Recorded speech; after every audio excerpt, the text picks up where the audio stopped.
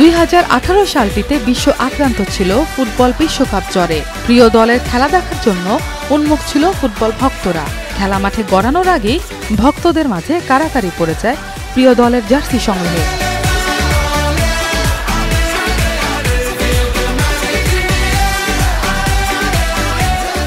অনেকেই জানেন না যে ফিফায় অংশগ্রহণকারী অনেক দলের জার্সিতে লেখা ছিল মেড ইন বাংলাদেশ।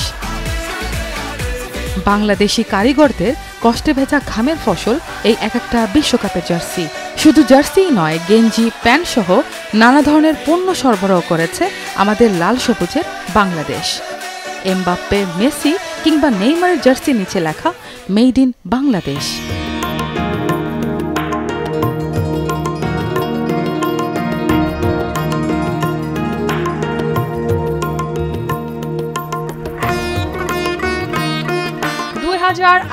সালে বিশ্বকাপ ফুটবল আসরে ব্যবহারের জন্য বাংলাদেশ $100 কোটি অর্থাৎ 8,600 কোটি টাকার পণ্য রপ্তানি করে। এর আগে 2014 সালের বিশ্বকাপে $70 কোটি অর্থাৎ 5,390 কোটি টাকার পণ্য রপ্তানি করে। এ তুলনায় এবার $30 কোটি অর্থাৎ 2,490 কোটি টাকার পণ্য পাঠাতে সক্ষম হয়েছে।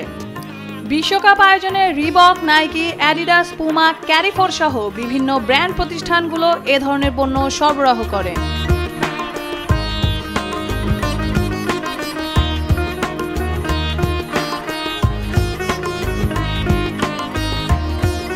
$2016 এবং 17 অর্থ বছরে এই শিল্পের প্রবৃদ্ধির হার ছিল 7.28%।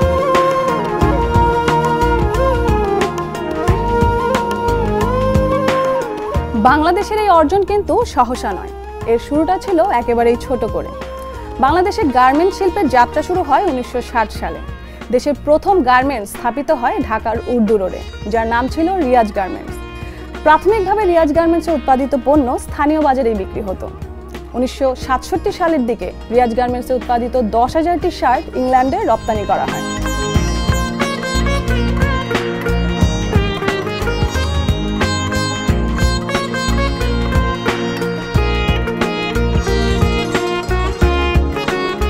মূলত বাংলাদেশের তৈরি পোশাক রপ্তানির যাত্রা শুরু হয় 1976 এবং 77 অর্থ বছরে।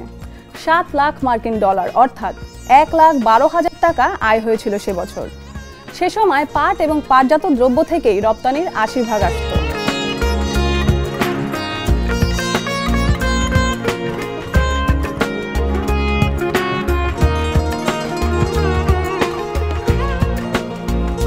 আর এখন দেশীয় কর্মসংস্থানের 65% এবং বৈদেশিক আয়ের 83% আসে এই শিল্পের মাধ্যমে।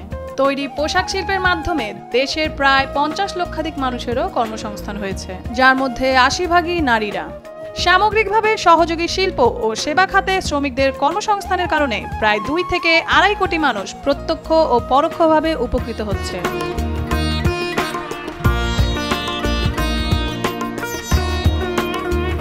আর সবচেয়ে আশার কথা হচ্ছে এই শিল্প খাত নারীর ক্ষমতায়নেও ভূমিকা রাখছে।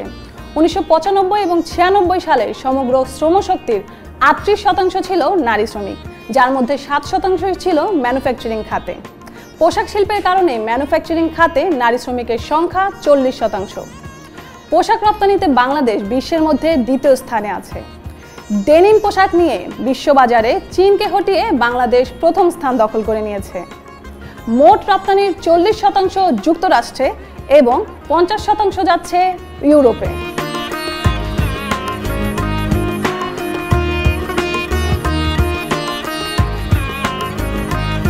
যুক্তরাষ্ট্রের গ্রিন বিল্ডিং কাউন্সিলের কাছ থেকে 67টি সনদ পেয়েছে Bangladesh. Leadership in energy and environment ডিজাইনের মতে বাংলাদেশের উদ্যোক্তারাই পরিবেশ বান্ধব উৎপাদনে বিনিয়োগ করছে। আরও 280টি পোশাক কারখানা LEED সনদ পাবে বলে তারা আশা করছে। বাংলাদেশের পর সর্বোচ্চ 50টি পরিবেশ বান্ধব কারখানা নিয়ে ইন্দোনেশিয়া আছে দ্বিতীয় স্থানে। অপরদিকে ভারতে 5টি প্রতিষ্ঠান থাকায় তারা আছে তৃতীয় স্থানে।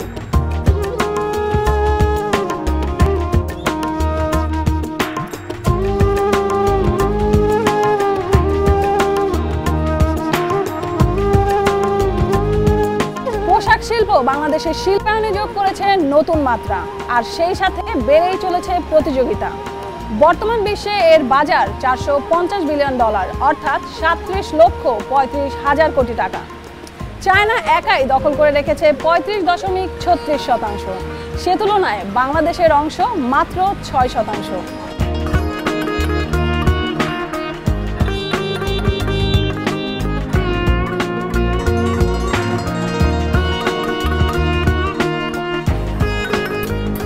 সুতরাং বাজারে টিকে থাকতে হলে চাই যোগ্য নেতৃত্ব। দেশের প্রধান দুটি শীর্ষ বাণিজ্য সংস্থা হচ্ছে বিজিএমইএ এবং বিকেএমইএ। পোশাক শিল্প মালিকদের প্রধান প্রতিষ্ঠান বিজিএমইএ। নিট পোশাকের জন্য যে প্রতিষ্ঠান সেটা বিকেএমইএ। সব ধরনের মালিকগণ এই সংগঠনেরই সদস্য।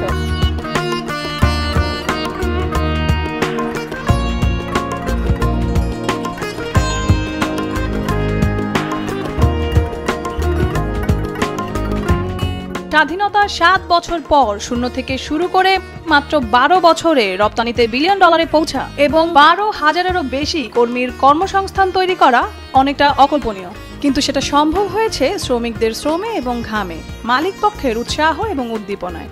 তেমনই একটি কোম্পানি হচ্ছে মোহাম্মদী গ্রুপ। 1986 সালে মাত্র 50 জন কর্মী নিয়ে শুরু হয়েছিল এর যাত্রা, কিন্তু এখন এর কর্মী সংখ্যা প্রায় 12,000-এরও বেশি। এর রয়েছে 9টি রপ্তানিযোগ্য পোশাক তৈরির কারখানা।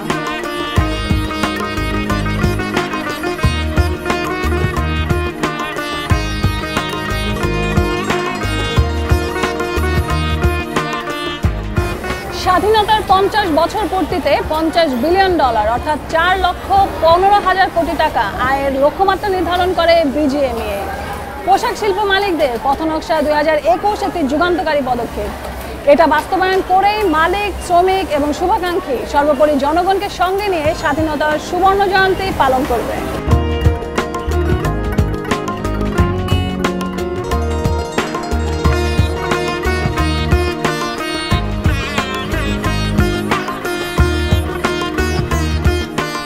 উন্নত বিশ্বে এমন একজন মানুষ নেই যিনি অন্তত একবার হলেও মেড ইন বাংলাদেশ লেখা পোশাক গায়ে তোলেনি। এমন একটা সময় ছিল যখন গুণগত মানের কারণে মেড ইন জাপান বা মেড ইন জার্মানির জয় জয়কার ছিল, কিন্তু এখন উন্নত বিশ্বের সাথে পাল্লা দিয়ে মেড ইন বাংলাদেশ ট্যাগটি পোশাক শিল্পে হয়েছে বিশ্বমানের প্রতীক।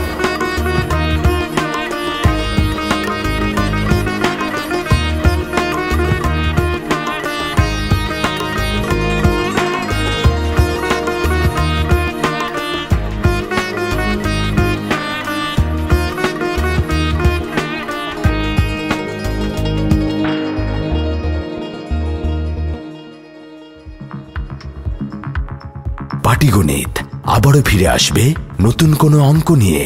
দেখতে চোখ রাখুন নাগরিকের পর্দায়।